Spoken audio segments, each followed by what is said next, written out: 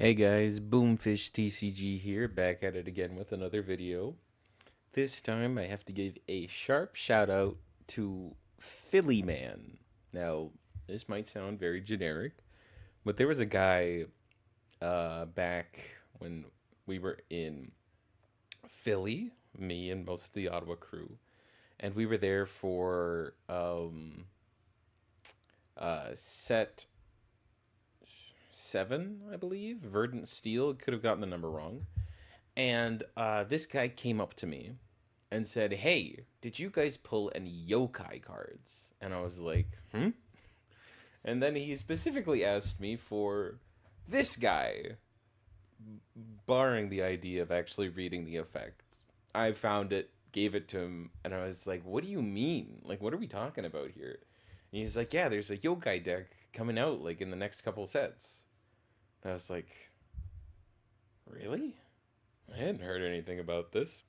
And ever since then, I had also never seen anything about it. I hadn't seen a single person talk about or play against a yokai deck, except for this set. On the Google Doc, there's about 5 of these guys, and one of them did kind of well at a local tournament. Does this mean the deck's the most broken thing in the world? No, but I have to give a shout out to Philly Man because he's the only reason I even remembered about this, where it piqued my interest to even see it. So we're gonna get into the list, but I gotta say, uh, it's cool to even see this even slightly perform because for the longest time I thought this was absolutely doo doo butt. But we'll get right into it. So to start off, we have this card called Hellish Banquet. So, as an additional cost to play this, you can bury 2 cards named One Tailed Fox. That part is not the important reason why you're running this card. And of course, I'll put One Tailed Fox on the screen so you can see. Um, Naturally, when you do that additional cost, you get to select an enemy follower on the field, pop it, and draw a card. That's okay. Imagine this is a cheap way. Like if you're able to use your tokens, like you're able to put them out on the field, and then you really don't care about getting rid of some, which I'm gonna say is kind of rare. Um, you get a decent payoff to ping to pop something and draw a card for technically free. Um, is pretty powerful. But the main aspect that you're running this for, and actually a very good part about this, is a Hellish Banquet. So the graveyard effect of this says, banish this card from your cemetery and give each one-tailed fox on your field storm. So that is actually a very strong aspect of this because the new Ginsetsu that you get access to actually does have the ability to buff your one-tailed fox. So this allows you for a decent burst turn. So it's cool. It's definitely needed for the deck because this gives it some real burst potential. But considering the heavy cost of playing this and sacrificing 2 cards, right? If you were trying to get both effects off in the same turn, you're not only playing the one-tailed foxes, but then instead of actually getting any value out of them, warding them, and being able to keep this around, right? This is not a quick card, so you don't get to abuse the fact that your opponent actually selects certain ones to attack into. Um, there's limitation with this card. It's good support, but it's nowhere near like a very high quality card. It's just simply good for the deck. You play 3 of it because you need it, and naturally, if you get the you want to mill it, very important, or discard it from your hand. So you want either of those options to be there for you. But being forced to play this card is pretty tough because the deck does not produce the one-tailed foxes outside of actually playing the Kitsetsus. So that's a pretty limiting factor. We have Dead to Rights. So this is, again, pretty much an Abyss staple. If you go back and take a look at the different Abyss lists we've covered, this is in almost all of them and or actually in all of them. Yeah, it's strong. And I don't really think I'm going to cover exactly like why, right? You get to lock down a card You don't like you have the option to not actually kill a card and keep it around, which for some decks that might actually matter. And it has inherent synergy with Ice Chill and Drake when it's in the grave and you have extra copies. So, yeah, that's pretty good. Moving on, we have Demonic Procession. So you take a look at the top five, grab a Yokai follower, add it to your hand. It's okay, right? That's just good. I guess this is what that guy was talking about. This is BP6. I never knew this card existed at all, and probably for good reason. There's no extra payoff if we're comparing this to even uh, the Omen of Lust spell, which I'll put on the screen. We've covered that before. Or Avaricia, which is the Thief one cost spell. Both of those have an upside. When you hit specific cards, it's not simply just checking the top five and grabbing a card. There's actually plenty of clones of this kind of effect. We've had in set one, there was a Haven card that allowed you to grab an amulet and such. Also, the fact that this isn't a quick makes it kind of bad. I know the Haven card actually was a quick. So, there's actually quite a few parts of this card that's actually holding it back, but it's still fine. Right? It's not the worst thing in the world. Yeah, it's just an okay example of decent support. We have Soul Conversion, since this deck generates so many tokens, and you want to be able to get certain cards in the graveyard. It's pretty good. It's not the. I don't think this card actually does super well because you don't have early. Like, you don't necessarily have like a one drop. In fact, you do not have a single one drop that you actually get to play and then pop and take advantage of that, get extra value early. Playing three of this seems pretty ambitious. Maybe cut that down to two. I could even see this card up to three just to have something to do on turn one. Um, yeah, this is a little bit strange, but it's certainly not a bad card. Um, we then move on to my boy Akasha. Um, so when it comes out, you select an enemy follower on the field, ping it one, and bury the top card of the deck. That's really bad. That's really, really bad. Um, the other effect is you grab a yokai follower from your grave and add it. That's good. Okay. I guess we really hope that the other effect is what we do. You don't even get the option to ping the enemy leader, which, if that was the case, I would actually give it some pretty big kudos. Pinging something for one and burying, and this being a 3-1 is just so pathetic. Could have been a 3-2. I don't really believe in this that much, I'm gonna be honest. But it's cool.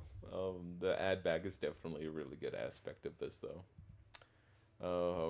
Grimoire is a very high quality card and certainly something that you can pop with Soul Conversion.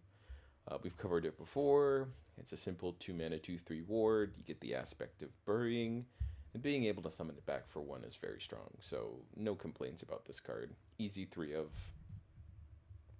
We then move on to Zashiki Warashi, and it's holding a soccer ball. Interesting. So it's a 2 mana 2/2 yokai. That's pretty one note. I really hope the Evo's good, but this came out in BP6, so I'm not feeling too hot about it. Discard a yokai, gain 1 life, and draw 2 cards. Alright, folks, I'm sorry. That's actually really, really good. I wasn't expecting that. That's a very strong effect. Discard 1, draw 2 is incredible. We've already seen that there's, for instance, cards that we want to discard in this deck. So, yeah, that's big ups to this. I think this is incredible. So, my bad. That's a really good card effect. And now with more yokai cards, you actually get to do this. Previously, you didn't have that many options. So, very high quality piece of synergy. I really like this. Moving on to Whispers. Not much to say here. It's still a really strong card. In certain matchups, this card's actually kind of devastating because of how cheap it is. And um, he's only playing two because it's not necessarily the best piece of removal this format. But if you found it beneficial at your locals, you could certainly run three. Moving on to the three costs, we have Shuten Doji. So this is a 3 mana, 1/4 Bane. Banish 2 Yokai cards from your grave to Evo this.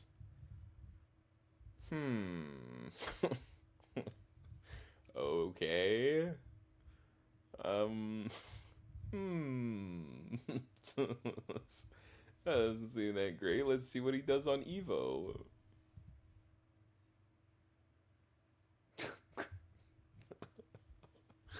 Oh dear God, that's not that good, folks. That's really bad. That's all it does. You don't even get to bury anything. It's got Storm itself, sure, but it's attacking for 2. Oh dear. It's not very good at all. Oh. It's pretty bad. Oh. It's not looking good, fellas. I guess it's okay. Sometimes you can get really beefy yokai follower on the field like a Gensetsu. You get to trade out, but that's a pretty late game idea. Maybe if this thing sticks around, that's cool, but I don't know, folks. That's pretty strange. Um, it's not that hard to explain what Majera Bane does for this deck. Simple discard's fine. A good body is really nice. You get to take advantage of Necrocharge in this deck by banishing and then having a great time. Being able to draw 2 and ping them in the face because naturally you have the decent chance of getting an Omen in the grave for free. Yeah, it's a pretty good card. Not gonna lie. Um, yeah, pretty nice. Notably, no Chris Pumpkinhead in this, even though we have the Ice Chillin Drake. So that's something. But it's not the end of the world. Just interesting to note. Pretty easy to say this is a 3 of. Shuten Doji, he's a 3 of because he's a yokai card. You couldn't tell me that he's actually that incredible. I guess giving our good boy Kasha a storm might be nice, but that's about it. Yeah, interesting stuff so far. We move on to Gensetsu Terror Banquet. This is the newest piece of the newest addition to the deck. So as I mentioned, this has the ability to not only summon the one-tailed fox tokens, but has a secondary entry effect to spawn one, and then also buff each other yokai follower on the field. So you get the option, and a pretty strong one, to make your 1/3 rush wards into 2/3s very easily, and through playing out both of these effects, you now have 3 tokens on the field. This effectively costs 6, but you're not complaining about that. And also, when a yokai follower leaves the field, you get to ping an enemy follower and its leader. So, just huge upside for this card. It's actually very nice. Even on 4, this is a really nice effect. Because it's also not once per turn. So if they board clear you on their turn, they're taking a decent amount of damage. Naturally, they could just pick out the Gensetsu. But it's kind of the whole point of the deck. You're getting free value out of your tokens simply by them sticking around, and you're not too mad about that. Yeah, very good card. Not too broken. It's just very high quality synergy with what the deck's trying to do. And certainly not bad in the slightest. Easy 3 of. We're going to move over the 5 costs right now and just move on to the other Gensetsu, the biggest part of the other reason to play this deck. So On entry, it puts 5 one-tailed fox into the EX instead of summoning them. But naturally, what you usually do is you evo this, and then off of that, you get Gensetsu Great Fox. So while this is on the field, any yokai follower you play costs 2 less. Oh. Oh. Oh, that's. Huh. I might have been. I might have been. Yeah, that's pretty nice. Interesting. So you get to play anything? Naturally, you're not going to be able to evo that turn outside of playing the Shuten Doji. But as a combo of doing this on, let's say, turn 7 going second, so you get to evo this and get this blanket discount for playing cards. Um, there's a lot of potential there. Yokai follower would deal damage +1. Okay. So I think in the perfect scenario, in this current version of the deck, what you do is you have a Gensetsu turn, and you try and crash as many of your one-tailed fox tokens as possible. You get this Gensetsu up to a pretty intimidating amount of attack. And what you do off of that, so all 5 of your tokens die. This is now a 6/9. And on top of that, you then play the Shuten Doji. This will be discounted to 1 mana. You use the effect to banish 2 yokai cards from your grave. You evo it, and then you're able to give the Gensetsu Bane. So off of this, that is a 2 plus 6. And then each of them deal 1 more damage. That is 10 damage on turn. Yeah, 10 damage. That's not bad at all. And on top of that, if you have the 0 cost card in your grave, instead of crashing all your tokens, you get the option of just giving them all Storm, and they will deal 2 damage anyways. Interesting. That's some really cool plays. Very nice. I gotta admit, that is certainly nothing to scoff at. I really like that. Maybe I was talking some bad stuff about Shuten Doji, but in the early games, at part of your gameplay with this guy kind of sucks bones. But yeah, I guess with a bit of planning, he can actually turn out to be pretty decent. So yeah, regular Gensetsu got a lot stronger this set. New Gensetsu actually has some really strong potential, and you also play the Ice Chillin' Drake. I'm almost thinking that the train might actually be kind of bad for you. Hmm. It's hard to say because Ice Chillin' Drake is actually still such a very strong card for what Abyss wants to do most of the time. You get so many good parts of this. You get free discard from their hand. You get a bit of healing, some relatively unconditional destruction. So all of those things are actually quite nice. I do think, though, since the train token is basically on the field for the rest of the game, it could be quite annoying. But if you have any idea about that, please let me know. And perhaps you know the Philly guy. Let me know. But currently, I think Ice Chillidrake in this is not my favorite thing. But to go over his Evo effect yet again, essentially what you get to do is when you bring him out, you get the train, you Evo, you discard a card, grab 2 followers from your cemetery, add them. So naturally, since you're milling so much, this actually matters quite a lot for you. It matters for most Abyss lists, but you know.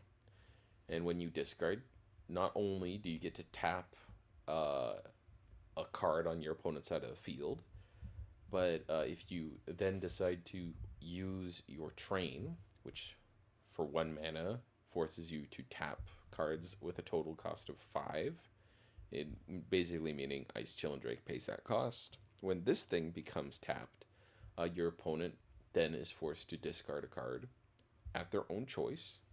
But that also means when this card swings into something off of its own evoing, they have to discard. If for some reason this were to get ward, if this deck was played Chris Pumpkinhead, also that happens at the same time.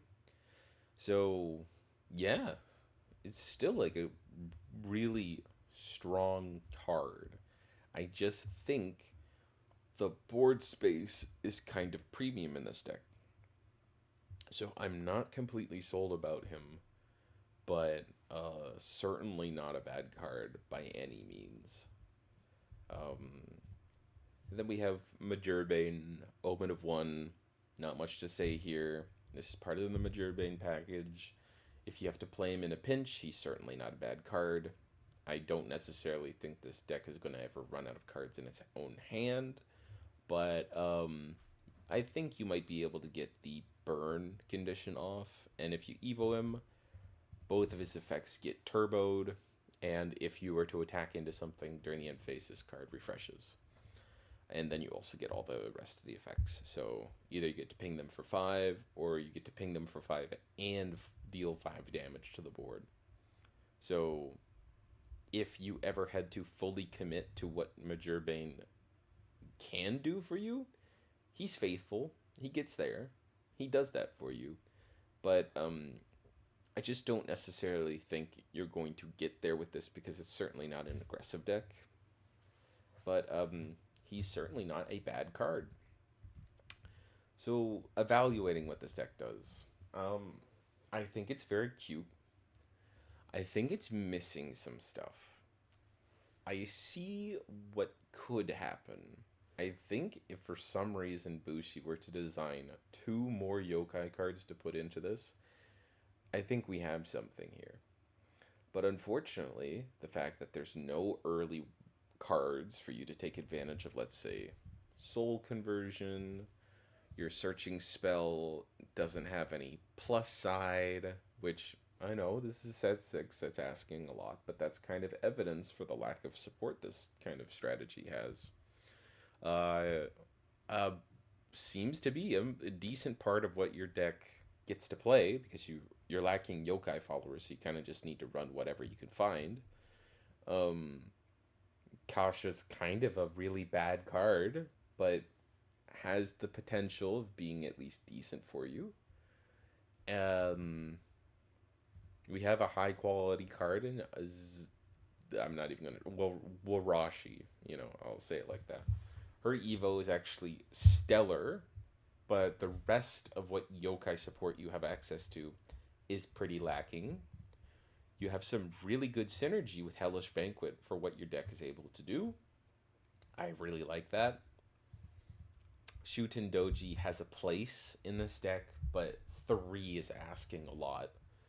But again, you're simply playing it because of a lack of yokai cards and or a lack of high quality yokai cards. You might have more options, but they might just all suck.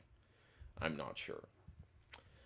And although we have Ice Chillin' Drake in the deck and it's very strong, I'm not sure if you playing this deck and actually playing it out, if this is exactly what you would want all the time. I almost think playing like one of this and like 2 Chris Pumpkinheads is pretty good because I think Chris Pumpkinhead, as far as I remember, grabs any 5 cost from your grave or lower. And although regular Ginsetsu isn't that, being able to grab Ginsetsu here is actually quite nice. Naturally, it would give it ward, but being able to fill up your board all of a sudden off of 4, and I mean fill it up, you're going to have a full board here. If you get to do all of that on turn 6, not only do you have a full board, but you have a decently statted one as well. In fact, they might be staring at, I think that's 6 plus 6. I think that's 12 damage they'd be staring at turn 6. That's not easy. And that also doesn't imply that your cards are necessarily unactionable. One-tailed foxes all have rush. and they are now all buffed. And on top of that, when they die, you get to ping stuff. So this is actually a very actionable card. So I think there's flexibility here. I don't think this is the be all end all of where the deck is going to be. I think there's some flexibility, and I encourage you to try it out. In this current form, I can't really rate it higher than a 3 out of 5. And in some cases, for the card quality of what actual yokais are, I could actually give this as low as a 2 out of 5, because some aspects of this are actually quite shit. Sorry, we're a family channel. But outside of that, there's some really cute stuff you got going here. So I'm going to rate this deck a 3 out of 5. That's 3 boomfish out of 5. And I will catch you next time. Yeah, so peace. Thank you very much. Hooray!